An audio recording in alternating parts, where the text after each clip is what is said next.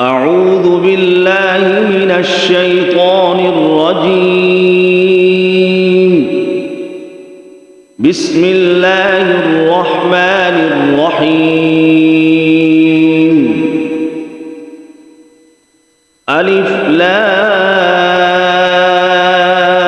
را. تلك آيات الكتاب المبين.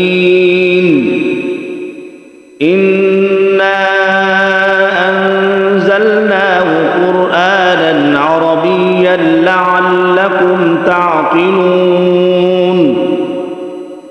نحن نقص عليك أحسن القصص بما أوحينا إليك هذا القرآن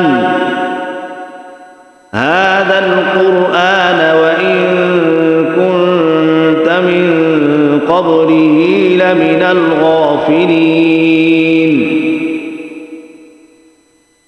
إذ قال يوسف لأبيه يا أبت إني رأيت أحد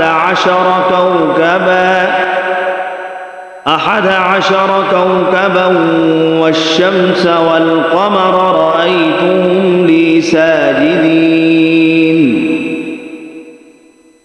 قال يا بني لا تقصص رؤياك على إخوتك فيكيدوا لك كيدا إن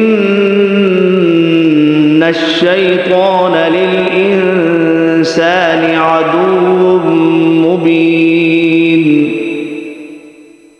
وكذلك يجتبيك ربك ويعلمك من تأويل الأحاديث ويتم نعمته عليك وعلى آل يعقوب كما أتمها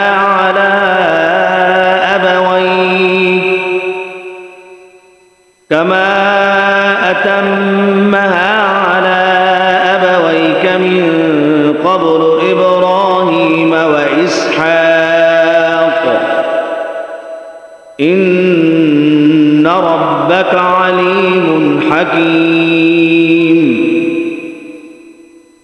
لقد كان في يوسف وإخوته آيات للسائلين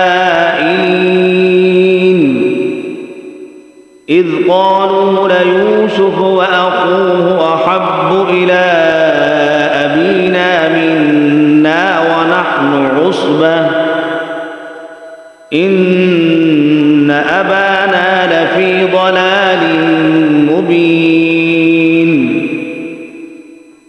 اقتلوا يوسف أو اطرحوه أرضا يخل لكم وجه أبيكم وتكونوا من بعده قوما صالحين. قال قائل منهم لا تقتلوا يوسف وألقوه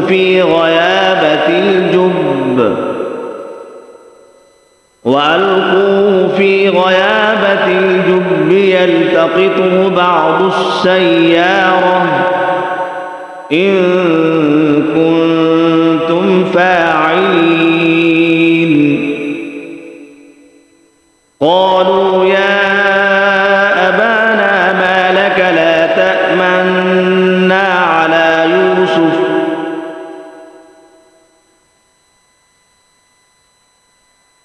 बस नक सुनना जी आदत करने का